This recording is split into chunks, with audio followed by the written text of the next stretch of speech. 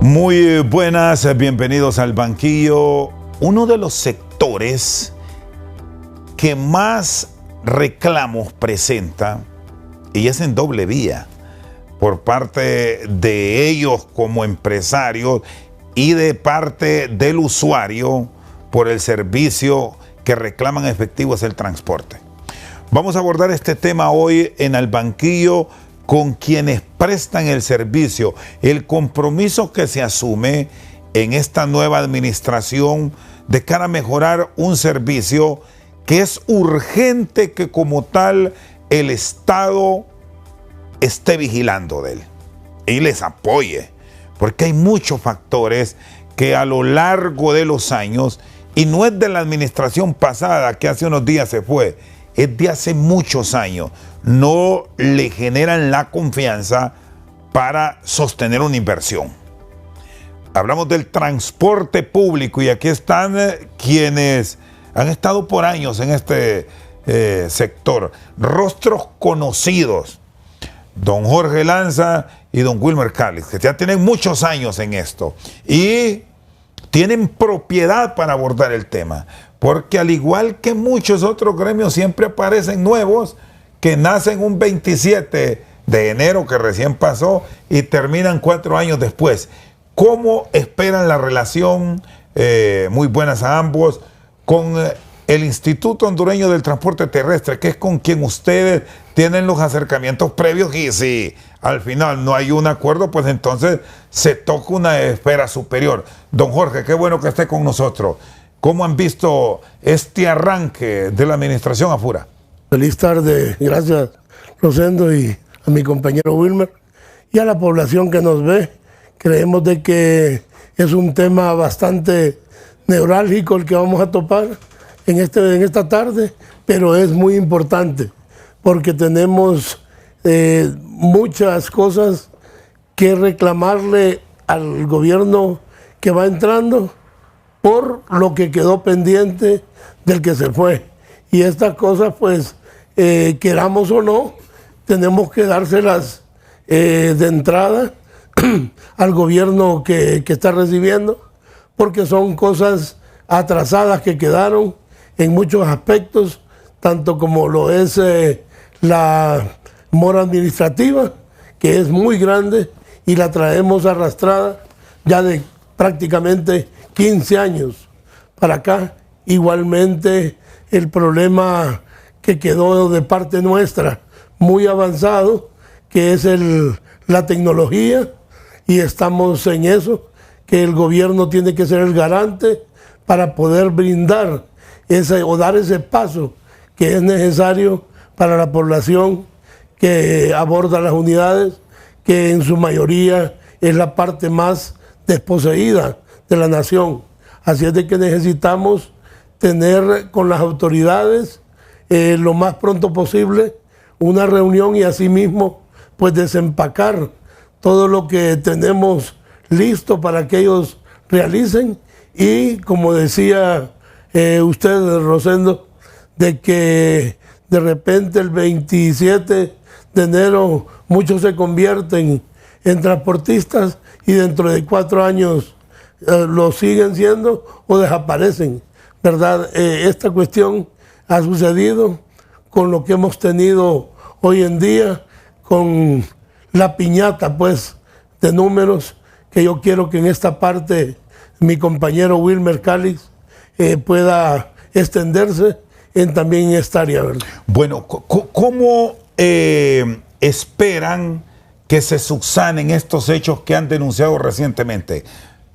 Al denunciar que se hizo piñata, que se repartieron permisos, seguramente por favores políticos, o qué es lo que ustedes están planteando a la nueva autoridad, Wilmer. Muy buena.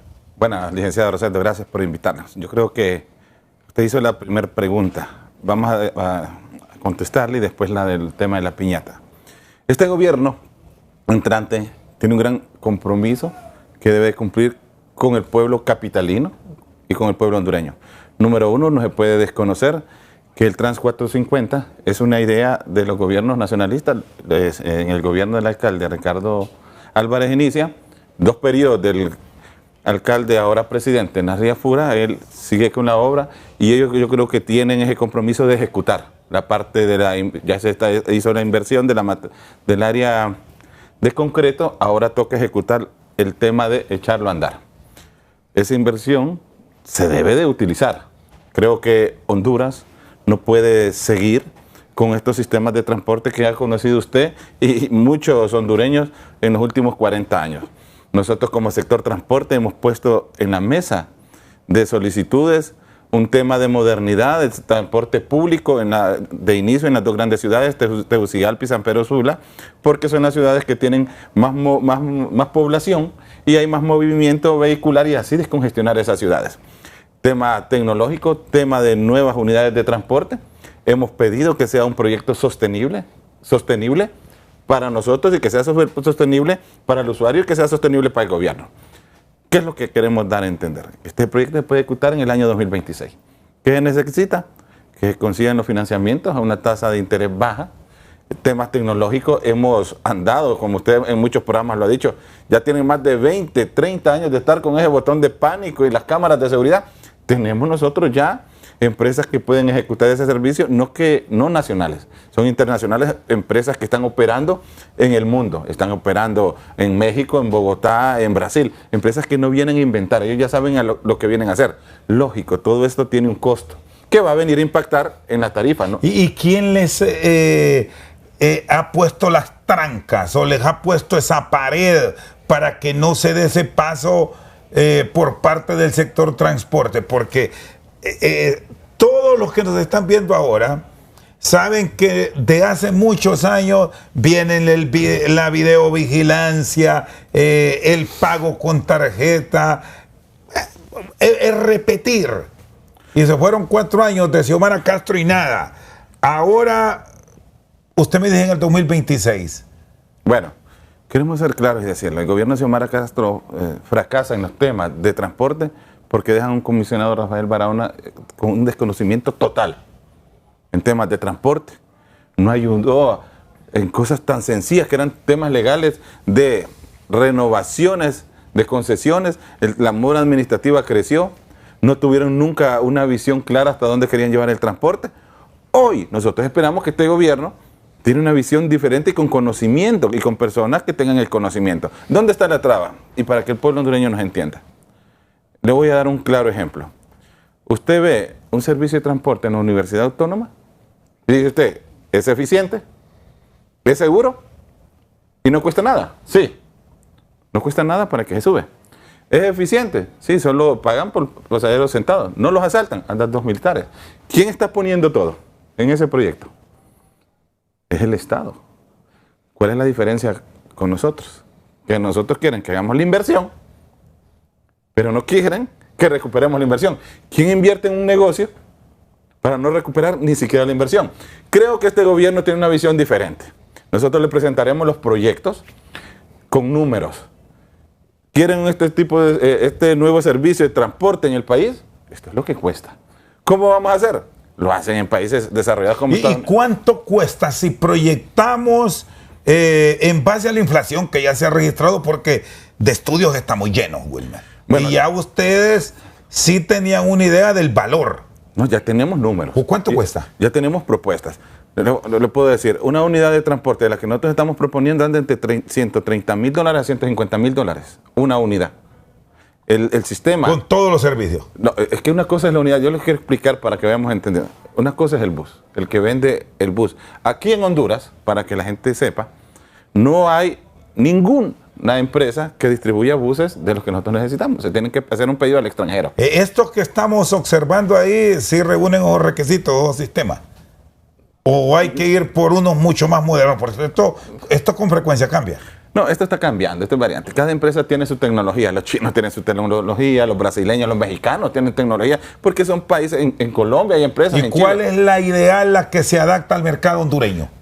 Mire, al final depende de la percepción, pero usted me hizo una pregunta, números.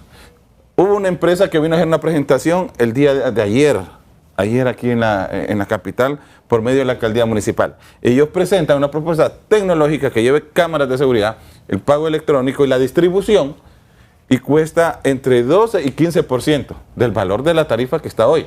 ¿Qué significa? Que anda en promedio como a un 85% del valor de la tarifa por usuario que se tiene que pagar. ¿Dónde está el meollo? Usted sabe que los gobiernos quieren que, bueno, le van a cobrar más a los transportistas, pero de la misma tarifa saquemos todo. Ahora le hago las preguntas, ¿de dónde vamos a pagar la letra de los buses? Entonces, son las cosas que hay que aprender a definir. Hoy el proyecto de modernidad del transporte de Honduras es la solución a la movilidad y descongestionar la ciudad de Tegucigalpa y San Pedro Sula. ¿Por qué se los digo? Usted puede ir a otros países. Hacen que el transporte sea efectivo, sea seguro, sea rápido, para que usted, el ciudadano, no viaje en su vehículo, para bajar los índices de contaminación y para hacer que la economía de los más pobres tenga menos gasto. ¿Por qué? Una persona que gana el salario mínimo y tiene una motocicleta, tiene que comprar llantas, tiene que echarle combustible. Le es más barato viajar en una unidad de transporte. ¿Por qué hoy no viajan en las unidades de transporte? Y eso no hay que decirlo, y aquí yo siempre le digo públicamente, porque el servicio es malo y es inseguro.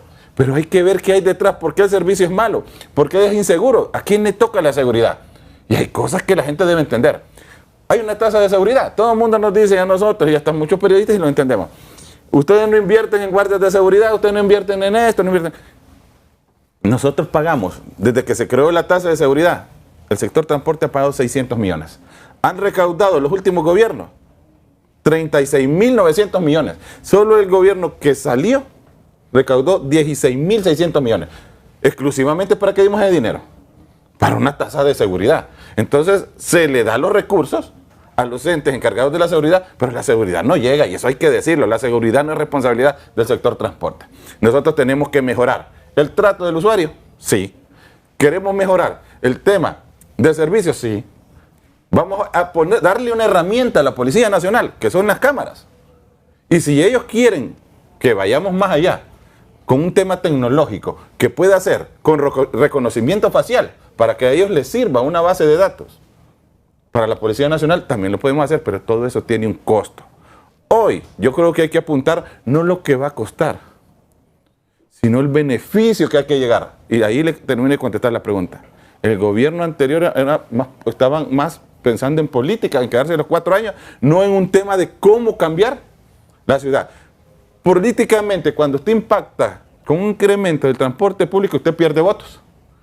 Pero hay que ver quién es el valiente que toma la decisión de cambiar el transporte público y que salve vidas. No hay que pensar en política, hay que salvar vidas. ¿Y sabe por qué le digo que hay que salvar vidas? Porque nosotros tenemos datos.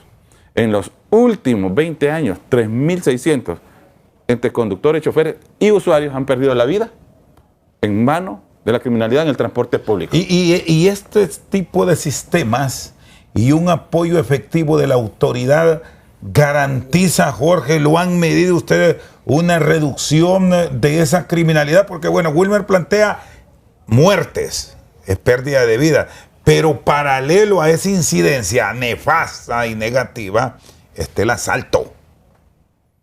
Están las pillerías que se cometen en el transporte, porque incluso se han registrado violaciones, nosotros tenemos maltratos a pasajeros, que todo eso es incidencia negativa, Jorge. Así es, tenemos cuantificado los problemas que surgen dentro de la unidad con este sistema que tenemos actualmente.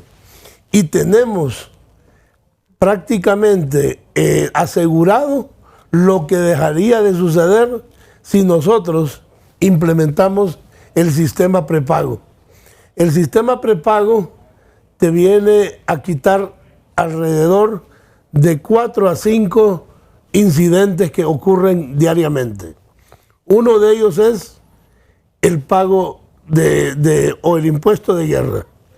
El segundo es la brocha que le llaman, o el ayudante, que en muchos casos no anda uno, sino que andan dos, y de repente el usuario no sabe quién es el que le va a cobrar o quién es el que lo va a saltar. Entonces se elimina eso. Otra, el conductor no tiene por qué pelear rutas en las vías con otra unidad o con la misma, porque ese autobús va a ir a entregar por la noche a un solo dueño, a una sola caja, y no se le va a exigir que lleve más que otro. Ahí se acaba el efectivo. Ahora, pero ¿por qué eso le resulta tan difícil aplicarlo ahora? No todo lo que usted me expone, pero perfectamente se puede tener el control de quién cobra en una unidad. Y lo he visto en unas unidades que no anda uno, sino que dos, que los conductores entre los mismos dueños de una empresa, porque usted tiene varios buses, Wilmer tiene varios buses y otros empresarios, pero los conductores de la misma empresa se van peleando y es sálvese quien pueden. Ahí es donde está el problema. Entonces, cuando se centraliza todo en una sola empresa y hay prácticamente un estado de recaudo de todo el transporte, va a un solo fideicomiso, y ese fideicomiso es el encargado de distribuirle a cada empresa lo que le corresponde. Entonces, esto se hace en base a registros técnicos que se aplican en la máquina cuando se está pasando la tarjeta, que es la con la que se cobra. Ahora hay sistemas que ni siquiera hay que pagar tarjeta, sino que en la billetera puede andar el pasajero o en el celular, y con el celular él puede pagar. Entonces hay muchas formas que hemos visto, como tú decías, hay tanta modernidad y cambia la tecnología. Ahora está cambiando, antes era cada 7 años, ahora está cambiando cada 3 años. Entonces aquí nosotros estamos viendo que con la modernidad, habiendo voluntad gubernamental, la de nosotros como empresarios del transporte es sobrada, y hemos querido hacerlo, pero no hemos tenido la voluntad de los gobiernos. Por ejemplo, en el segundo periodo de Juan Orlando, él nos mandó a decir que no nos iba a volver a recibir y quedó todo parqueado. Este gobierno comenzó bien, pensamos que íbamos a implementar todo y se parqueó. Entonces creo yo de que aquí ha habido el impasse. Ahí estaba San Pedro Sula, que supuestamente decían que ya estaba listo, y vamos a ver, San Pedro Sula también está paralizado en muchos. Bueno, voy a ir a la pausa y tiene la palabra Wilmer Cali, que aquí ya me dijo que quiere participar sobre este punto, y tenemos pendiente la piñata de los permisos que se entregaron recientemente. Ya volvemos. Seguimos esta noche al banquillo. Diputada Merari Díaz, el tema de quienes llegan alcoholizados. Bueno, lo dijo un propio compañero de cámara de ustedes. No deberían estar presentes de esa forma. No sé cómo esperan plantear una regulación, porque aquí, con excepciones de la regla, hombres y damas en algún momento se han tomado un trago. Es permitida la bebida, pero no para estar en un debate público, y más quienes son congresistas. Y podemos incluir, si vamos del otro lado, que Mario hablaba de periodistas, tampoco es correcto. Si hablamos de ética, que un periodista se presente frente a las pantallas o frente al micrófono con sus tragos, porque es fácil de detectarlo. Sí. ¿Cómo esperan llevar o sortear escenarios como este, Merari? Bueno, mire, yo creo que el hecho de compartir el tema de algo, cuando usted va a una reunión y la gente que pues es bebedor social, como le llamamos en esos términos, tiene que procurar también llegar al Congreso de la manera más sobria. Pero si no, en esa moción que presenta el compañero Mario Segura, entonces también vamos a invitarlos a aquellos que ya tienen problemas de alcohol, que visiten Alcohólicos Anónimos para ayudarles en una etapa, pues que puedan restaurarse, en el sentido de que si hay algunos que tienen problemas alcohólicos. Pero yo creo que el hecho de que usted martes, miércoles y jueves, que la ley orgánica establece las sesiones, todos los diputados, hombres y mujeres, debemos de llegar de la manera más sobria, de llegar de manera que nos podamos comportar, de manera que lleguemos a la altura de lo que requiere lo que es las sesiones en el Congreso Nacional. Yo creo que habrá que buscarle esos planteamientos en cuanto al hecho de, por un lado, el tema del alcohol, pero por otro lado también el tema de la droga. Porque sí hemos visto en el Congreso y hemos sabido de compañeros que sí han tenido problemas con este tipo de sustancias y que al final pues sí son un problema para la salud, pero también, se quiera o no, afectan el normal funcionamiento de las sesiones en el Congreso Nacional, del debate, sobre todo el respeto a los compañeros y al pueblo hondureño. Así que habrá que ver cuando plantee, la moción el compañero Mario Segura, ya sea en un tema de que quede en la ley, buscar los mecanismos adecuados para no afectar tampoco a los compañeros, pero yo creo que sí es importante que los diputados estemos a la altura de lo que el pueblo hondureño requiere cuando nos eligió, y el respeto también a los demás compañeros para que pues las sesiones pues se puedan llevar de la manera más correcta, más en orden. Y ustedes decían algo. Mire, este Congreso con el presidente Tomás Zambrano creo que ha dado un giro totalmente distinto.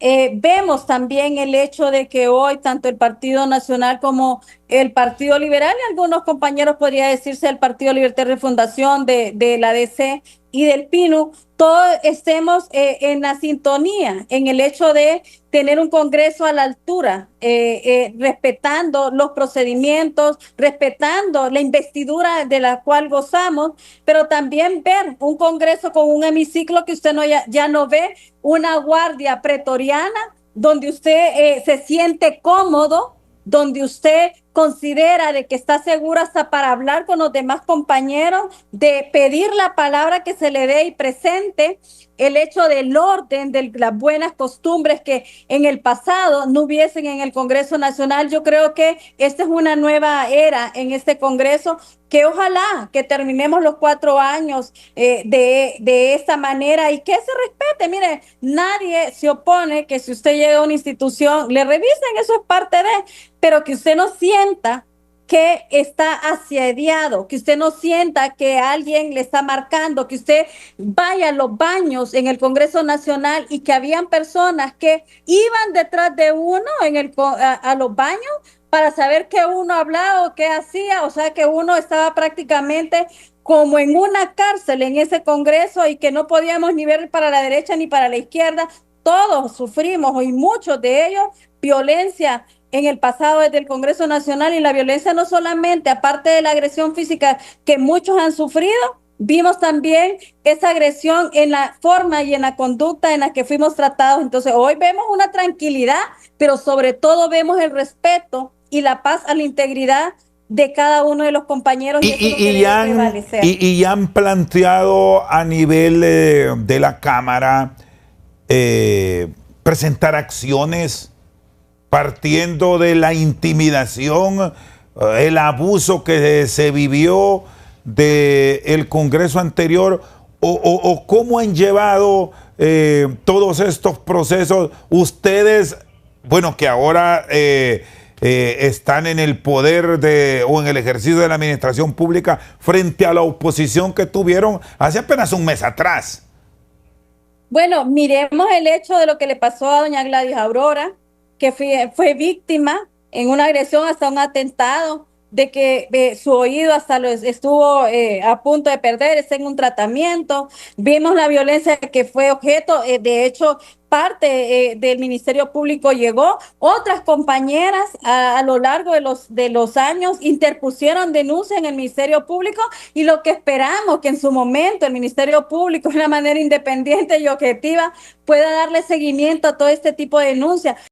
Nosotros muchos fuimos a medios de comunicación a denunciar públicamente que habíamos sido objeto de violencia en el pasado. Hoy estamos viendo que el respeto que impera en la Cámara Legislativa es totalmente abismal a lo que vivimos. Y yo creo que sí es importante sentar precedentes, es importante también legislar para que en el futuro, no ahorita, sino después, buscar los parámetros donde el respeto impere en la Cámara. ¿Por qué? Porque al final este poder del Estado es donde convergen las diferentes fuerzas políticas. Nadie es dueño en el Congreso Nacional de nada. Todos tenemos que llegar a los acuerdos y a los consensos porque nadie tiene mayoría. Y lo estamos viendo. Entonces, parte del respeto, parte de la armonía, del diálogo que debe de imperar, pero también del respeto. Y si toca legislar para que en el futuro nosotros podamos prever, que yo creo que sí es necesario y obligatorio, todas las conductas atípicas, que cuando usted se siente en la silla presidencial del Congreso Nacional, se cree el dueño de la ley, que es la ley, no le importa el respeto a los demás y cree que por estar sentado de manera ya sea legal o de manera con usurpación, usted pueda disponer, hacer y deshacer en el Congreso, lo cual no puede ser permitido. Y ahí hacia ahí yo creo que sí es importante analizar nuestra legislación, poner los límites a cada una también en la ley, para que nadie pueda tener la discrecionalidad absoluta de faltarle respeto y sobre todo de abusar desde el poder de una silla en el Congreso Nacional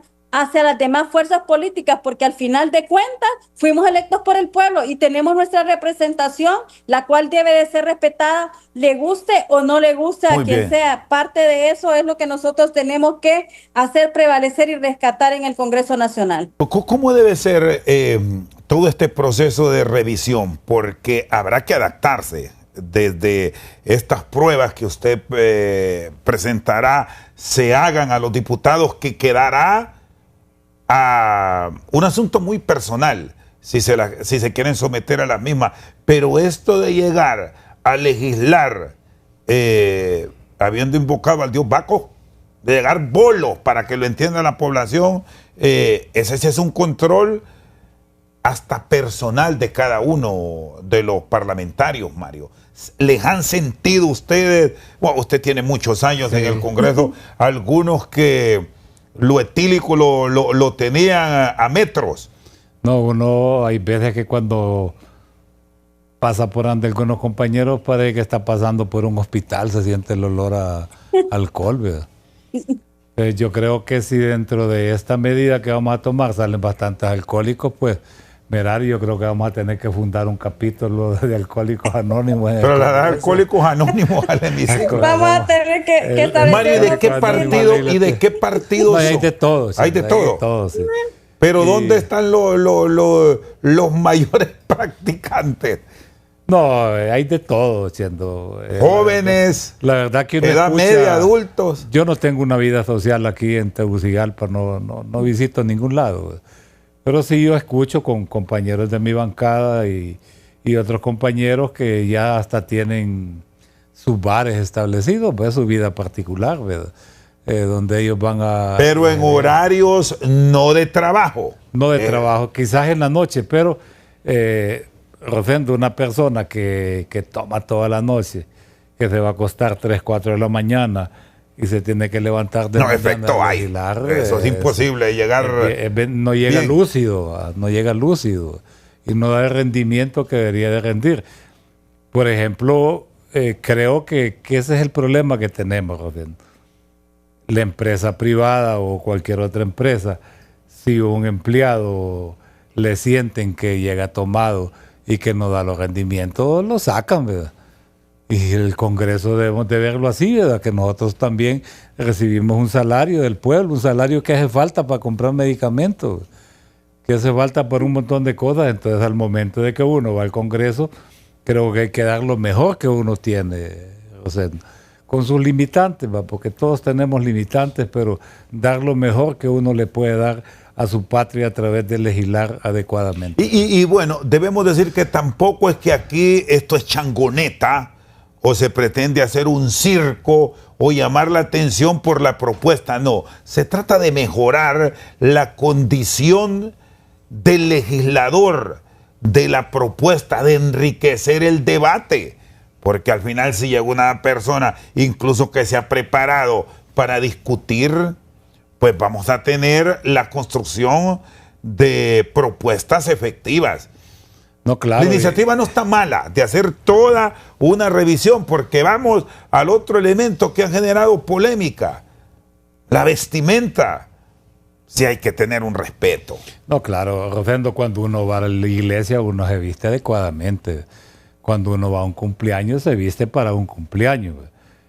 Y creo que cuando uno va al Congreso se viste para el Congreso. Ahí en el debate que generó, esta que ya es una moción aprobada, me llamó la atención de una de las participaciones que dijo, creo que todos en algún momento hemos ido a la playa y los que no han ido a la playa han ido a un río.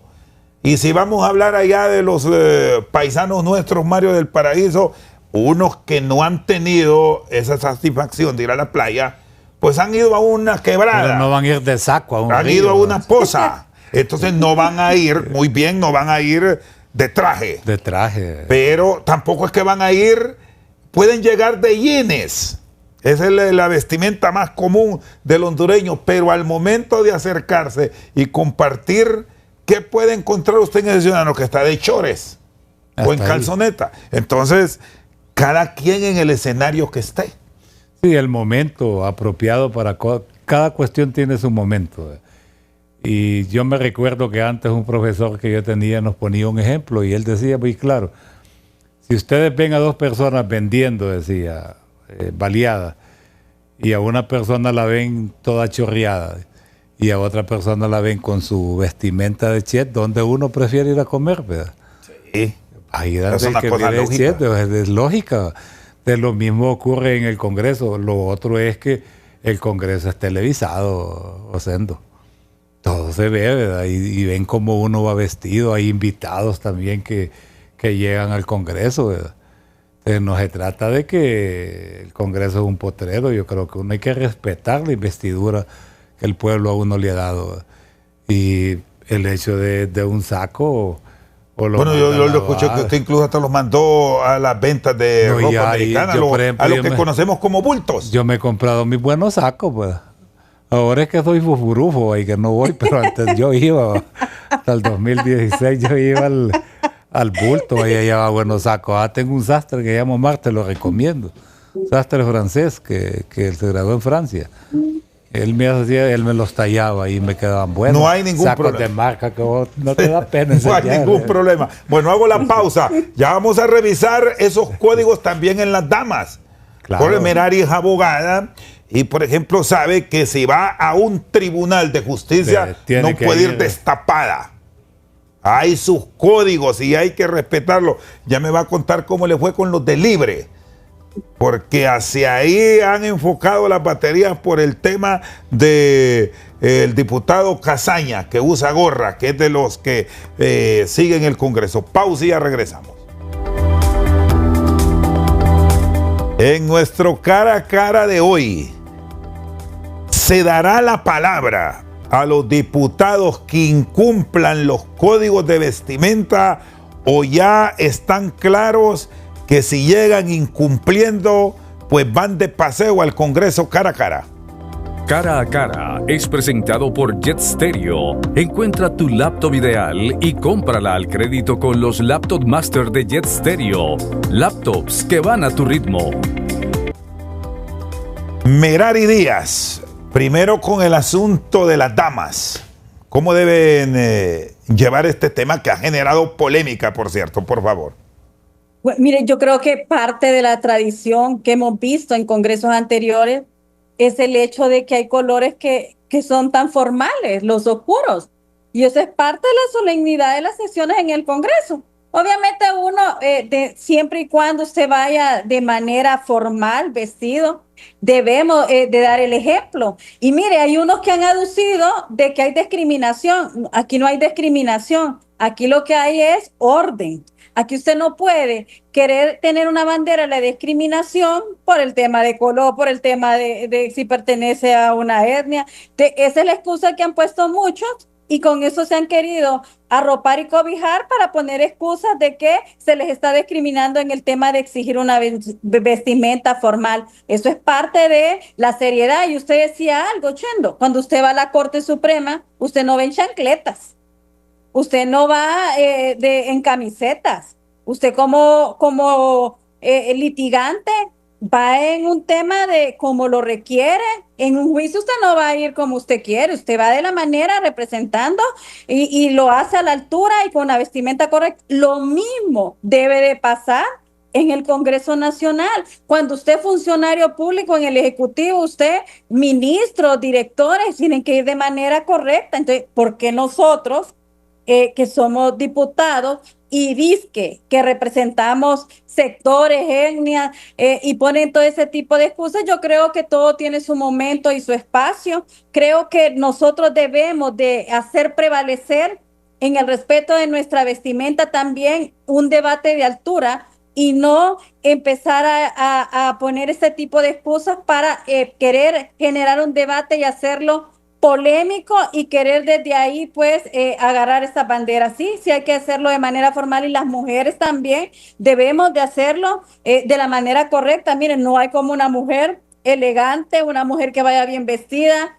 Al final decía algo, la planta hace la trampa y eso es parte de lo que uno también debe de tener en la vida pública y sobre todo pues si uno es diputado, estar a la altura del debate, pero también a la altura de lo que significa dignificar el tema legislativo al diputado y a la diputada, que Honduras vuelva a ver con respeto. Y el respeto no solamente pasa por el hecho de que usted tenga un circo en el Congreso Nacional, sino también de todo lo que implica la función legislativa, desde cómo usted se comporta, desde cómo usted se viste, desde el fondo de lo que usted presenta, de la altura de lo que usted también debata y de lo que se apruebe en el Congreso Nacional. Todo es un conjunto de acciones que al final esto lo que hace es dignificar y lo que necesitamos es dignificar la función legislativa que el pueblo hondureño tanto requiere y tanto le exige a la clase política, sobre todo en el Congreso Nacional. Bueno, y aquí debemos también plantear desde la óptica de la directiva.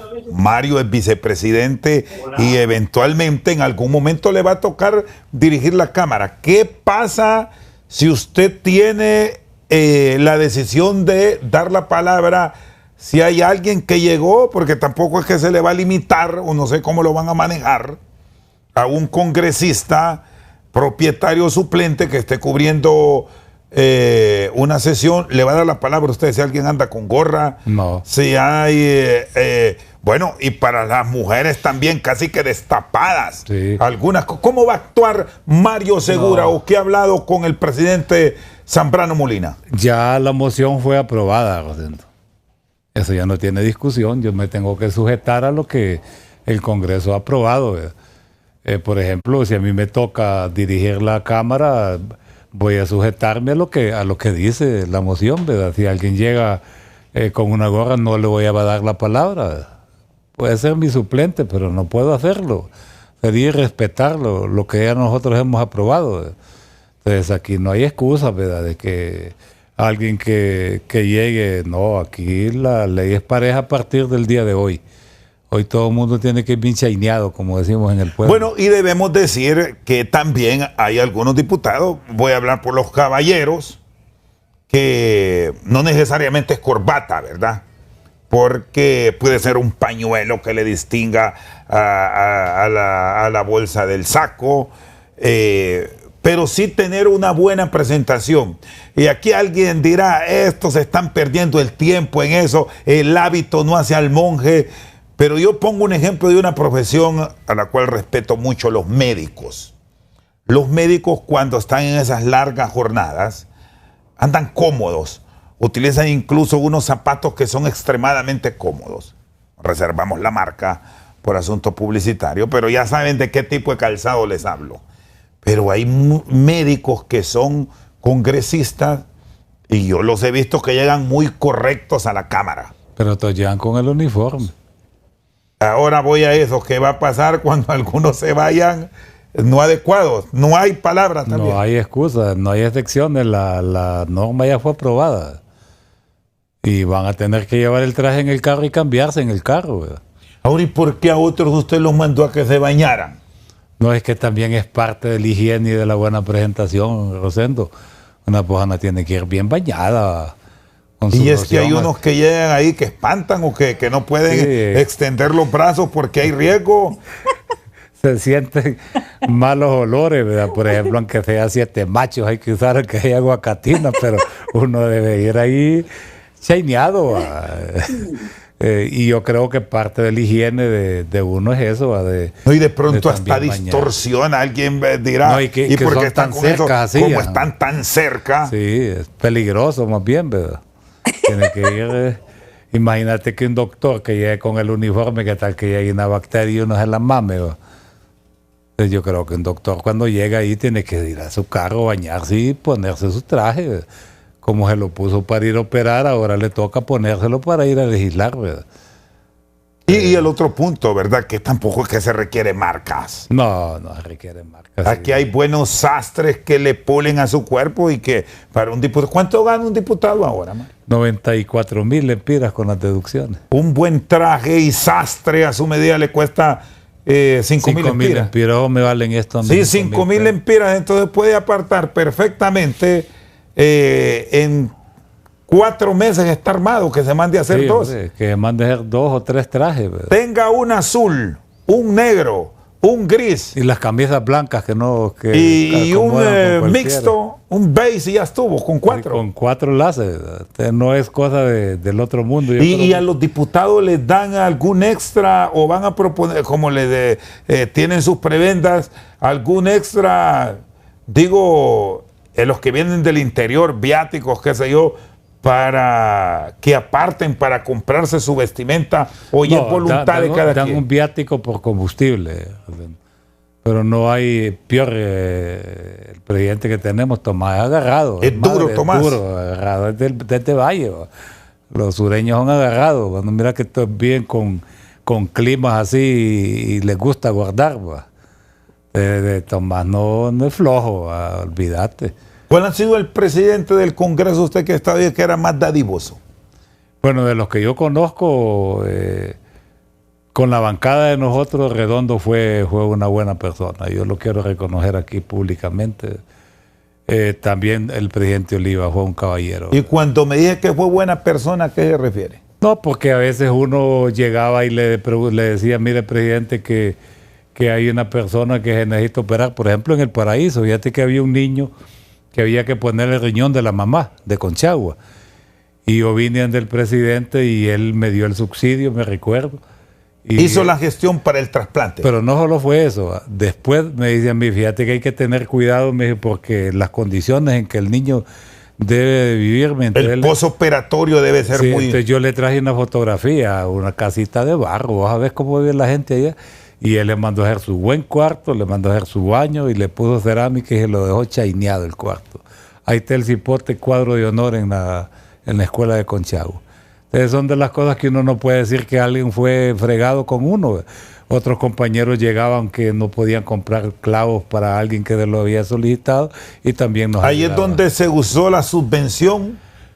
¿Podría ser ese comparativo? Es que el problema, Rosendo, no es que queramos justificarlo, porque hemos dicho que no hay subvenciones. Pero mira, las casas de uno parecen velorios de pobre llenas. Vos has llegado a mi casa y la gente llega ahí a decirle a uno, mire, diputado, que me hace falta el ataúd, mire, diputado, que la pinte de sangre, mire, diputado, que esto y lo otro. Cuando vos haces cuentas de ese sueldo ya no ajusta. Más bien, yo te voy a decir claro, vaya, no semerario, porque... Pero decime vos en el Paraíso, mencioná a mi diputado rico. Mencionámelo. Todos los diputados salieron acabados, ¿verdad? Diputado en el Paraíso, uno hasta hicimos una colecta para poderlo enterrar, ¿verdad? Entonces, no es cierto que esta labor de diputado a la gente va a ser rica, el diputado también es su labor. Pues lo que pasa es que la gente dice, no, es que con ese dinero ustedes hacen política. Ahora yo le pregunto, ¿y cómo hacen los alcaldes? Y los alcaldes todos los días reciben gente y todos los días arreglan problemas, y eso no es hacer política. Muy bien, voy a la pausa y luego venimos al cierre aquí con nuestros invitados de hoy, Merari Díaz y Mario Segura Aroca. Bueno, estamos cerrando el banquillo. ¿Cuál es el compromiso que asumen para volver un Congreso más dinámico, un Congreso que legisle, por el bienestar de la ciudadanía, más allá de todas algunas cosas que se deben ir corrigiendo. Merari. Bueno, yo creo, mire, que cada uno de los diputados dentro de nuestros departamentos tenemos compromisos y es un compromiso social, que es un componente que usted no puede soslayar, pero también hay un componente donde el pueblo hondureño espera que nosotros los diputados en el Congreso Nacional legislemos para las necesidades, legislemos para la institucionalidad, legislemos para el Estado, para la inversión. Yo creo que este Congreso Nacional va encaminado en esa línea, así que parte del éxito de este Congreso Nacional no solo va a depender de la bancada del Partido Nacional o de la bancada del Partido Liberal o de la bancada que hoy está en un tema de reivindicación, que es la bancada del Partido Liberal o de la Deseo del Pino, sino el conjunto de todos. ¿Por qué? Porque aquí se ocupan votos y usted para que apruebe una ley ocupa de 65 votos, o sea que el compromiso es primero tener conciencia social, conciencia ciudadana, en el cual veamos que los proyectos que presentemos sí vayan de acuerdo a las necesidades del pueblo hondureño, de acuerdo a las exigencias que se necesitan y se requiere. Yo creo que sí vamos por un buen camino. Tomás Zambrano está dando muestras de ser un presidente que sí quiere reivindicar el Congreso Nacional, pero sobre todo quiere cumplirle al pueblo hondureño de las expectativas que tiene de este Congreso Nacional. Así que vamos por una buena ruta. Necesitamos también que de diputados podamos presentar todas aquellas reformas y todos aquellos decretos que vayan encaminados a satisfacer el bien máximo de todo un Estado que es la sociedad y el pueblo hondureño. Muy bien, gracias Merari. Y cierro con Mario Segura aquí en el estudio.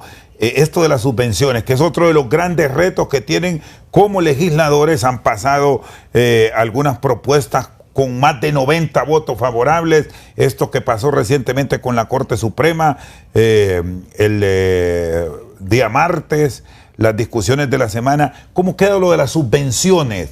¿Van definitivamente a decir que no y que se busque otro mecanismo para el apoyo como este del joven de Conchagua que usted hablaba? Sí, hay que buscar otro mecanismo.